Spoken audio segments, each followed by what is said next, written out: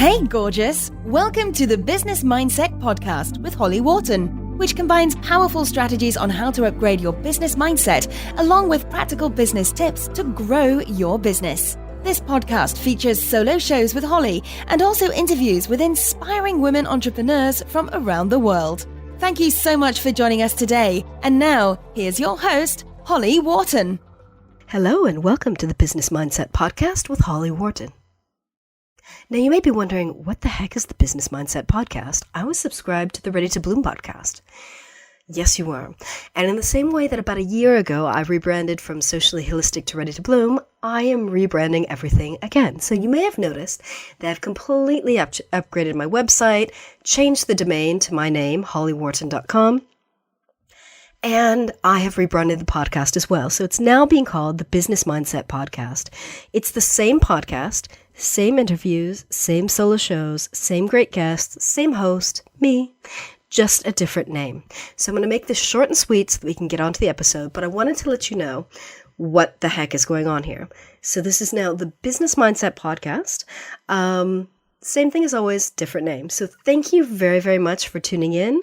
Thank you for continuing to subscribe to this podcast.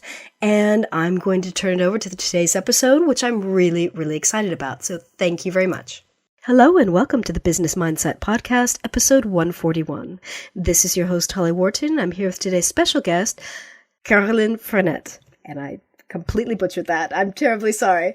Caroline has spent the past 5+ years researching the human intuitive process as it applies specifically to business building and entrepreneurship, immersing herself as a research participant in over 25 well-known business courses and conducting experimentation with her own businesses, as well as those of her clients, and investing over $100,000 to date in her quest to help business owners develop a deep inner security, confidence, and strength that will transform the way they do business forever.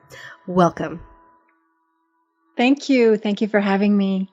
Thank you so much for coming on the show. I'm really, really excited to talk to you and to learn more about how you do your magic. So tell us a little bit about your background and your business journey and how you got to where you are today. Okay.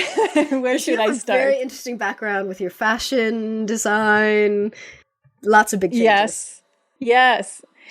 Okay, so I like to say that I've always been an entrepreneur. I think it started to wake up within me, the entrepreneurial spirit, when I was really young.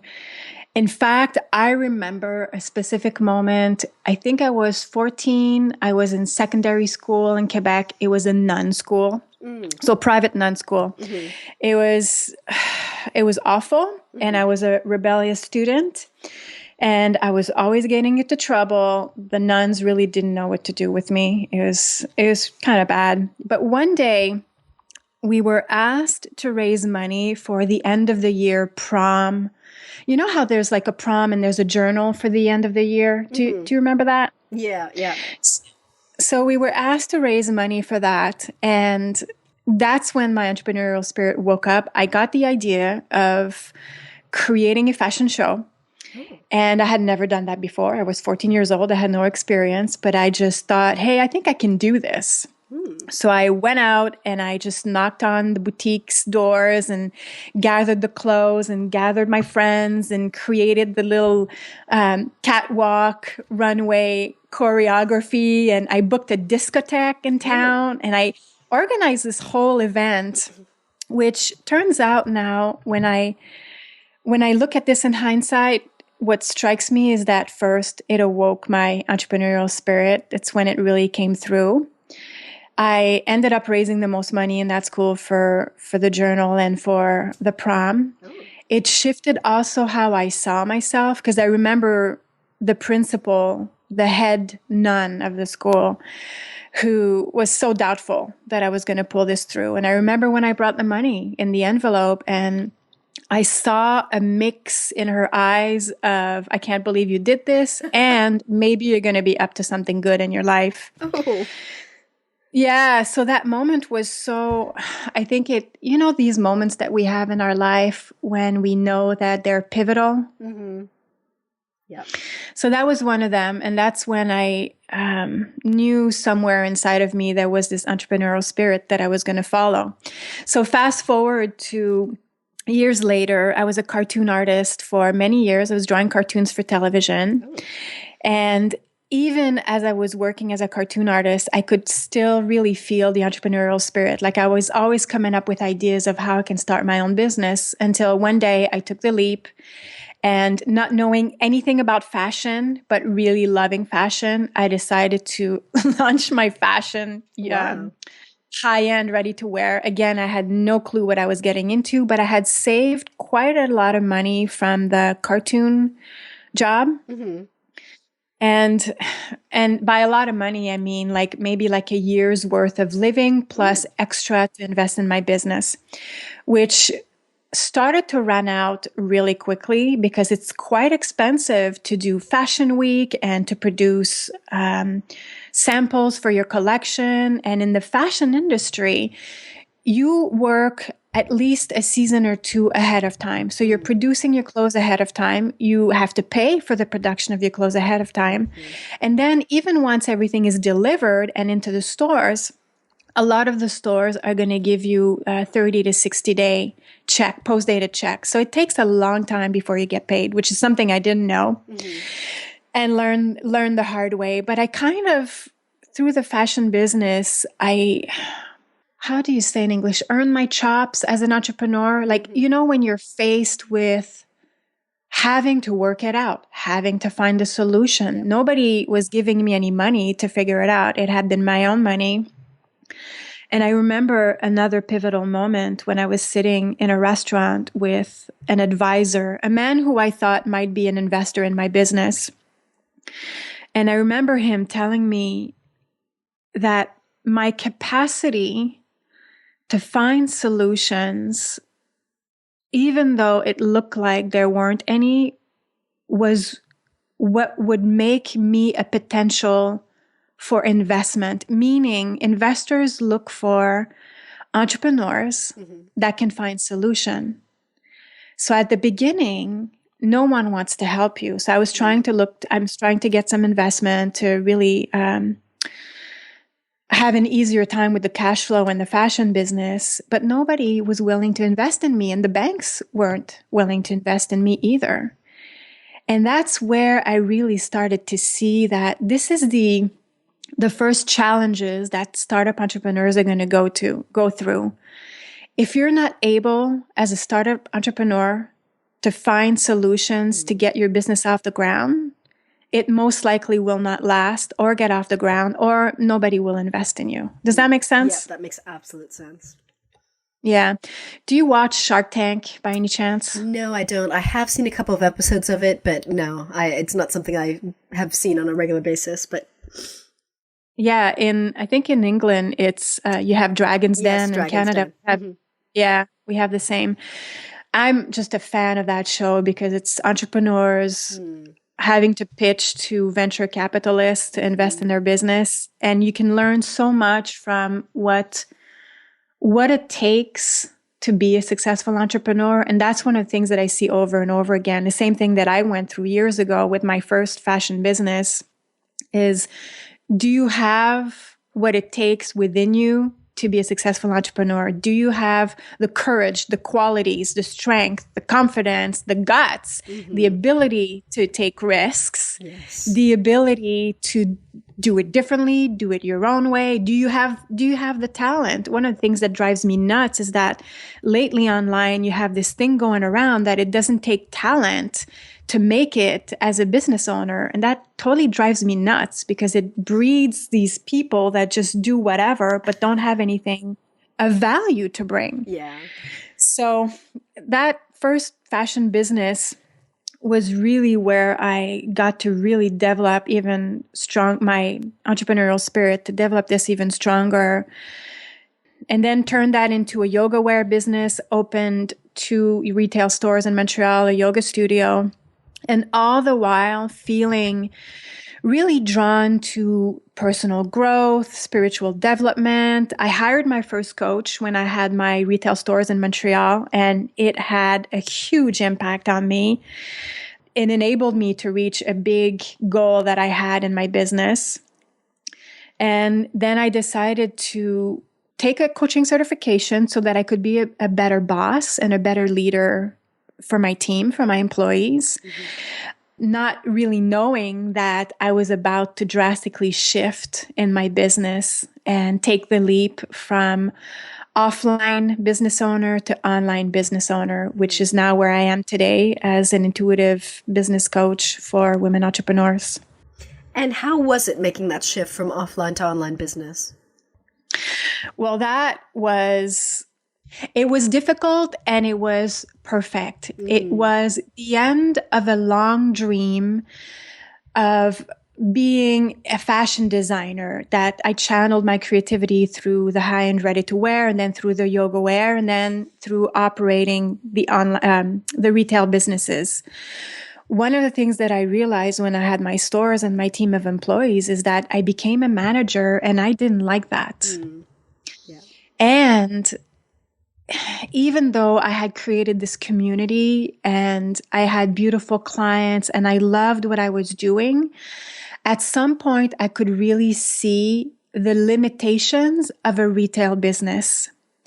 And those are limitations. I mean, for people, it's not going to look like a limitation, but to me, one of the things that I love most is to travel. And one of the things that I cherish most is freedom. And I realized that through these stores and the yoga studio that I had lost a lot of my freedom. Yes. So I had to face this and it was difficult. And at the same time, to let go of that dream, to say goodbye of that dream, enabled me to gain my freedom back. So I don't know if it makes sense to say that the vision, let me tell you the vision I had of this. At that point when I had my stores, it felt like my business was a rose bush. And the roses are gorgeous and they're fragrant and they're so beautiful and delicious and luxurious, but the rose bush is full of thorns. And I can't move. I couldn't move. Like intuitively, it's how I felt within that business.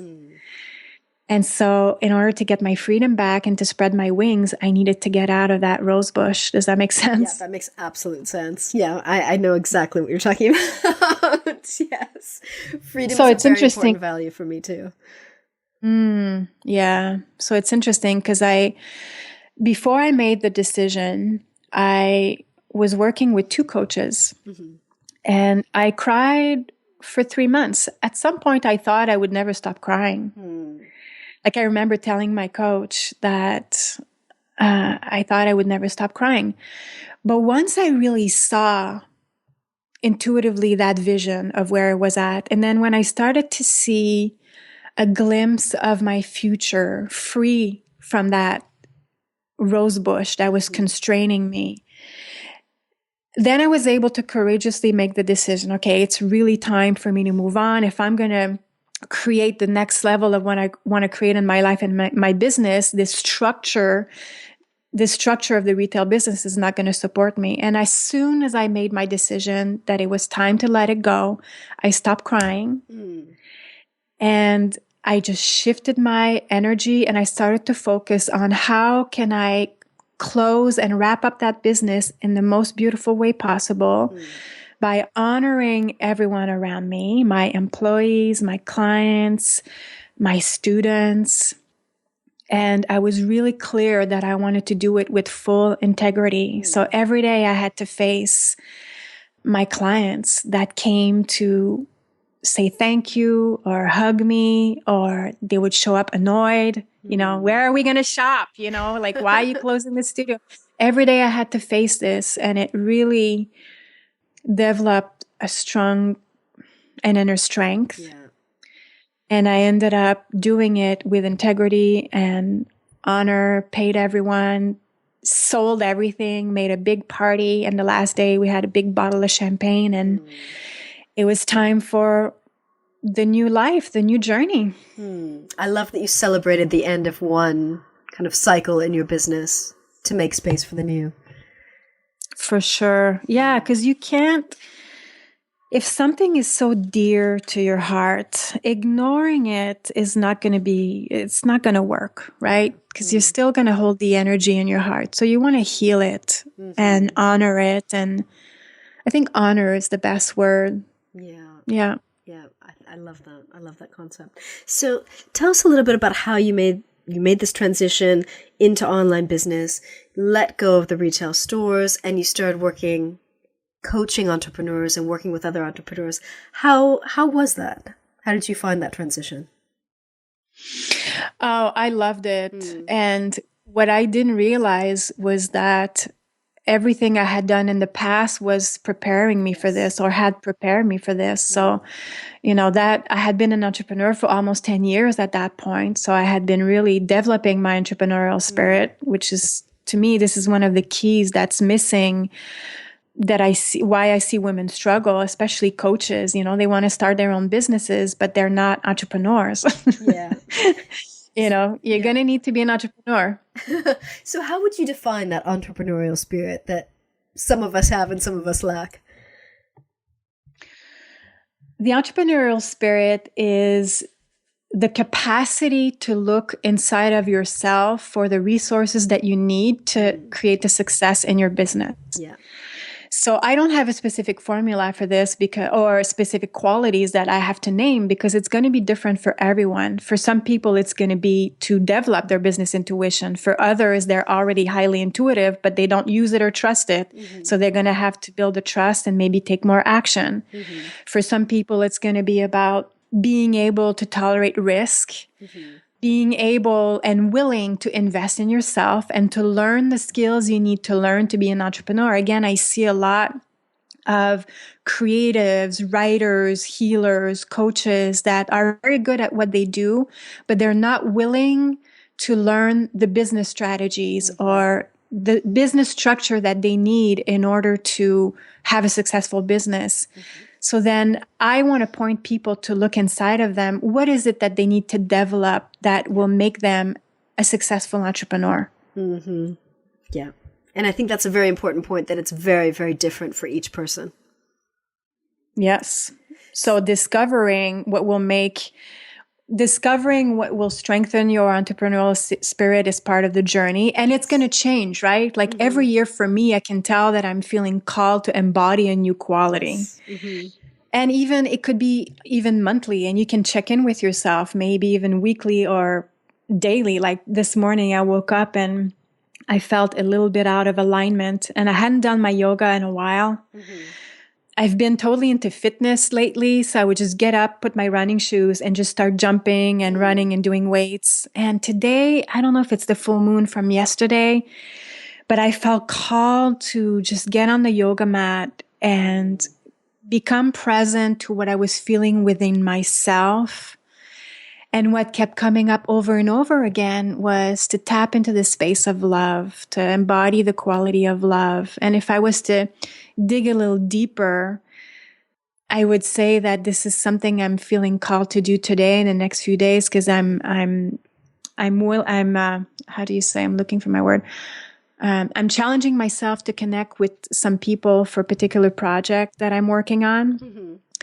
And then the invitation that I saw today from my intuition was embody the quality of love, come from that space, let go of your agenda, let go of your attachment, just come from love. So that's kind of an idea of the process to guide your people.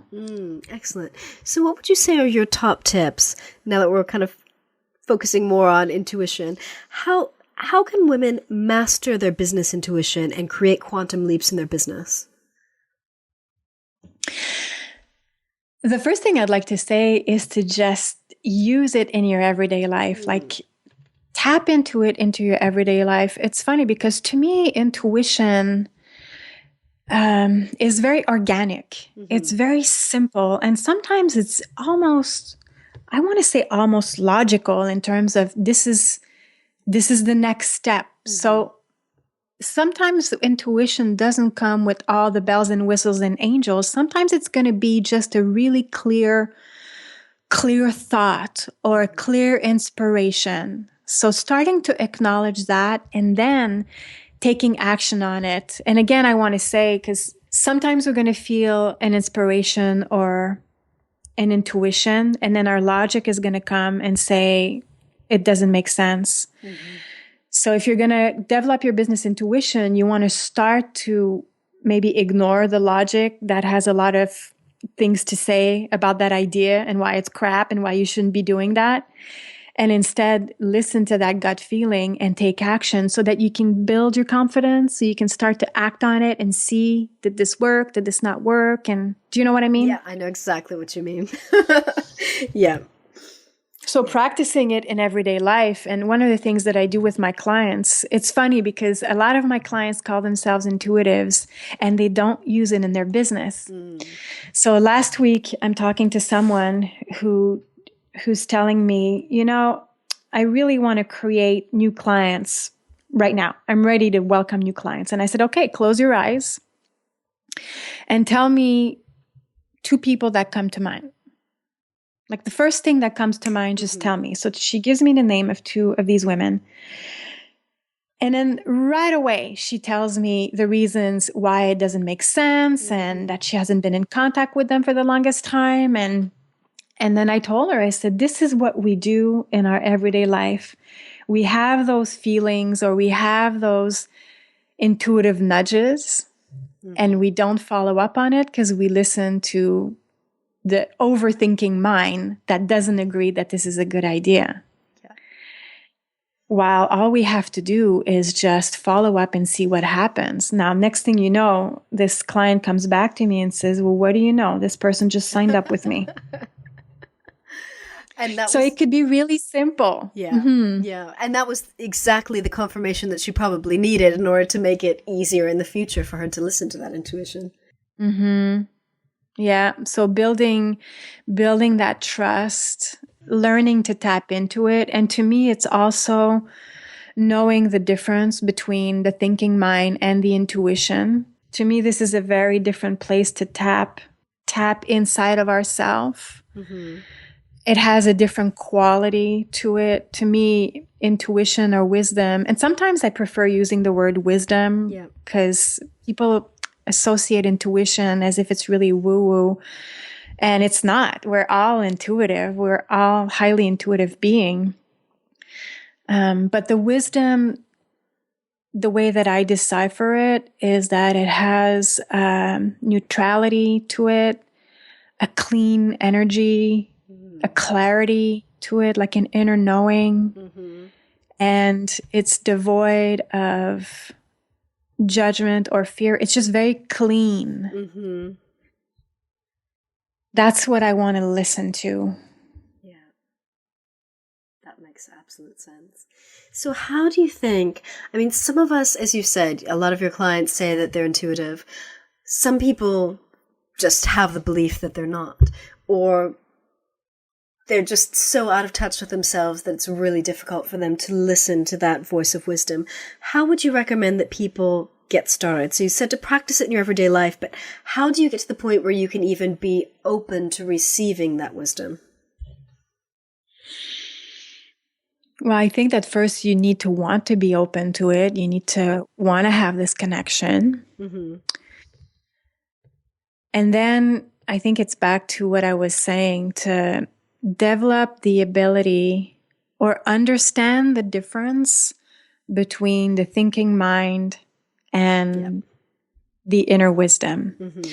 Now, this is a little tricky because everything that we see in our consciousness, everything that we become aware of, is through the power of thought. Mm-hmm. So it all comes through thought. Mm-hmm. But the way that we can start to decipher which thought to listen to, which thought has most wisdom, is back to the essence of it or the quality of it. Mm-hmm. What is the quality behind that thought? And this is not a big analytical process, or it's not even a process. We just know this within ourselves. Mm-hmm. We know when a thought has clarity to it. We know when it's the quote unquote right thing to do, when it's, there's an inner knowing that we want to start to tap into. Everyone knows the difference if they just take a moment to feel how it feels. And when I say feeling, I'm not talking about emotion. I'm talking like about a deeper feeling. Like a gut feeling. Does it make sense? Like a deeper feeling of truth. Mm-hmm. To look for that quality of truth to it. And when you listen to your overthinking mind, to your noisy mind, or, some people call it, the monkey mind or the inner mean girl, whatever you call it, it has a different quality to it. It has like a noise about it that, to me, it's untrustworthy thinking. It's an untrustworthy state of mind.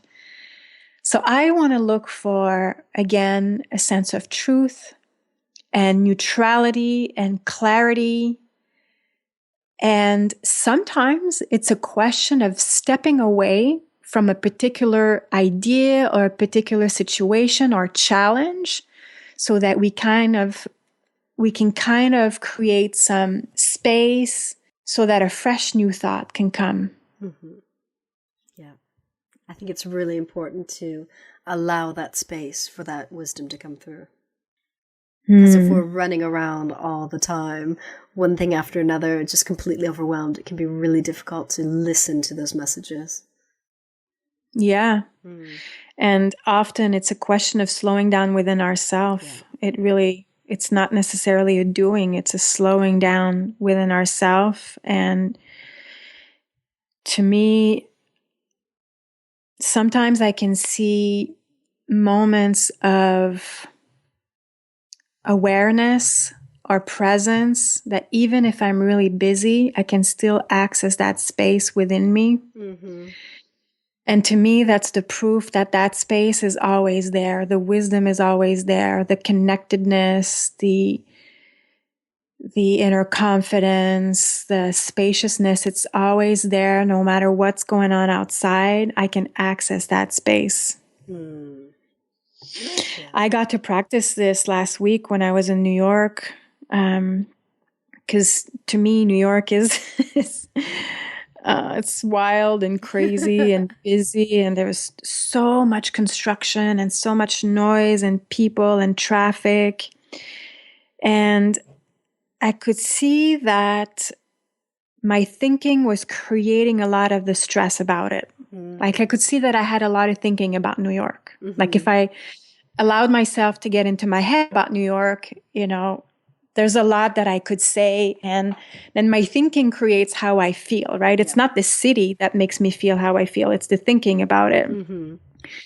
And then I saw myself, or I felt myself at some point becoming really present to the energy of New York, but finding that space within me where I felt more like the observer.